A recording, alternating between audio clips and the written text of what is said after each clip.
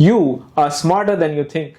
Brain fog, slow thinking, या poor memory is often not age, it's just small habits. ये presentation में again you miss the key numbers. Oh, शायद दिमाग से निकल गया।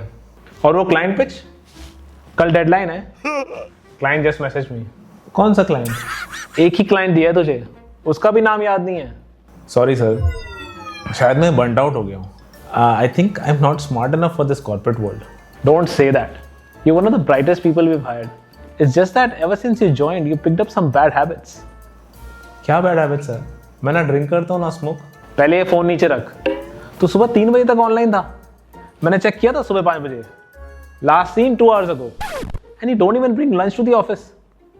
अभी भी तो फोन पे ही लगा है। वो बस मैं कुछ लंच ऑर्डर कर रहा था। That's exactly my point. You're not careless or lazy. You've got the potential, but you're slowing yourself down with habits that don't serve you. What should I do? You just need to change a few things. तो वापस अपने A game पे आ जाएगा। Come, check out this video. 8,600 crore. That's the number of neurons in your brain, which is a result of 3 million years of evolution. लेकिन हमारी छोटी छोटी आदतें ब्रेन को धीरे धीरे कमजोर बना रही हैं। आज मैं आपको 5 ऐसी हैबिट्स के बारे में बताऊंगा which can silently damage your brain, और इन हैबिट्स को ज्यादातर लोग डेली करते हैं। And the second one is the most common. अगर आप ये वीडियो देख रहे हो तो आप उन लोगों में से हो जो अपने ब्रेन को समझकर उसे बेहतर बनाना चाहते हैं। That already makes you smarter than most people, and I'm sure you would want to keep it that way. सबसे पहले एक क्विक क्वेश्चन, आपका ब्रेन आपके बॉडी वेट का 2% है, बट गेस व्हाट, ये डेली कितनी एनर्जी कंज्यूम करता है? Is it A 6%, B 2%, C 12% और D 20%? जब तक आप आंसर डिसाइड करते हैं, let's dive into bad habit number 1, that is too much sugar. Sugar gives an instant dopamine hit like a drug, और फिर ब्लड शुगर लेवल क्रैश। उसके बाद brain fog and low energy. Studies show excess sugar also shrinks the hippocampus, a region of the brain crucial for learning and memory. Long term में इससे याददाश्त कमजोर हो सकती है। So eat only at mean times, और snaking को भी लिमिट करो। इससे बार बार ब्लड शुगर लेवल्स फ्लक्चुएट होते हैं। और अगर स्नैक लेना ही है तो कुछ हेल्दी लो, लाइक होल फ्रूट्स और a savoury snack, and avoid sweets as much as possible. आजकल हम सबकी एक आदत बन चुकी है, सोने से पहले सोचते हैं बस 5 मिनट फोन चेक कर लेते हैं, और फिर 1-2 घंटे बाद रियलाइज होता है कि फोन तो अभी भी हाथ में है। That's late night doom scrolling. इसका नुकसान स्लीप हार्मोन्स जैसे मेलाटोनिन डिसरप्ट हो जाते हैं, ब्रेन डिटॉक्स प्रोसेस रुक जाता है, और अगले दिन फोकस लो हो जाता है। साथ ही डोपामाइन सिस्टम इतना ओवरस्टिमुलेट हो जाता है कि नॉर्मल काम जैसे ऑफिस वर्क या डेली वर्कआउट बोरिंग लगने लगते हैं। सोने से 1 घंटा पहले स्क्रीन को बंद करो, रीड करो, मेडिटेट करो, या काम म्यूजिक सुनो, या कुछ मत करो। ब्रेन थैंक यू बोलेगा। अभी इस मोमेंट जब आप ये सुन रहे हैं, your brain is processing a billion calculations every second. Yes, I said billion twice, and it's not a mistake. That's 1 exaflop, which is 1 followed by 18 zeros. But here is the paradox.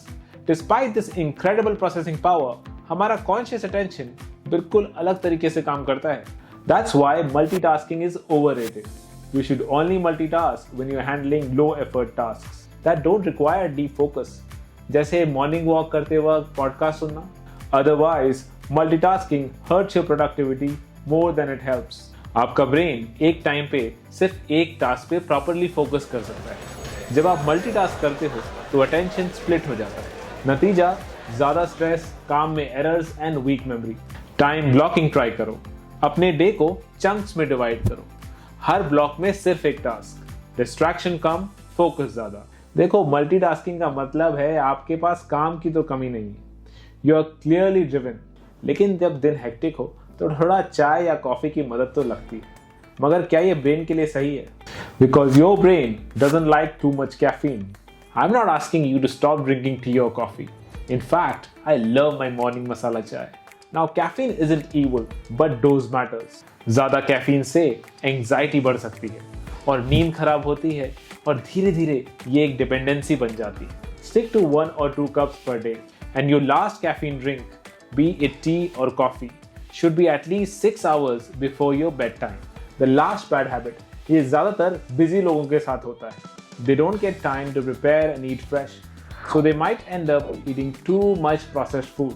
Processed food, especially packaged snacks and chips, contain trans fats that block brain communication. And some packaged food and soft drinks have heavy metals like lead and mercury, which can literally damage neurons. Brain scans done by scientists show कि जिन लोगों की diet heavily processed foods पर based होती है, उनकी prefrontal cortex activity लो हो जाती है, meaning poor decision making and trouble focusing. 90% eat real whole foods और पैकेज फूड को पैकेट में ही रहने दो। बैड हैबिट्स को टैकल करने के बाद अब वक्त आ गया है उस सवाल का जवाब देने का जो मैंने आपसे शुरुआत में पूछा था। And the answer is that despite being only 2% of your body weight, brain आपकी टोटल एनर्जी का 20% हिस्सा यूज करता है। I was blown away when I learned about this the first time, because that's equivalent to powering a 20-watt light bulb throughout the day. और कभी-कभी ये powerful light bulb tubelight की तरह flicker करता है। हम सब ने फील किया है when we can't concentrate या चीजें याद नहीं रहती। That's brain fog and it happens to the best of us. अगर मैं आपसे कहूं कि आपका फोकस, मेमोरी और इंटेलिजेंस सब इंप्रूव हो सकते हैं बिल्कुल सिंपल और इजी तरीकों से। Even people in their 60s, their brain can feel and function like they're 20 again. Here are 5 habits that will take your brain to the next level, and the second one is the most effective. You're lucky if you're already following some of these good habits. So let's find out. आपने देखा होगा Indian coastal regions जैसे केरला और गोवा के बुजुर्ग लोग कितने sharp और फोकस्ड रहते हैं। ये उनकी सी फूड रिच डाइट का कमाल है और sea foods omega 3 fatty acids से भरपूर होते हैं। And countless studies prove that omega 3 rich diet learning को बूस्ट करता है। ओमेगा 3 मेमोरी के लिए अच्छा है और एंजाइटी कम करता है, साथ ही डिमेंशिया और डिप्रेशन से भी बचाता है। You can find them in walnuts, chia seeds, flax seeds and fatty fish, या फिर आप फिश ऑयल सप्लीमेंट ट्राई कर सकते हैं। और वेजिटेरियंस के लिए तो algae and seaweed based omega 3 supplements भी अवेलेबल हैं।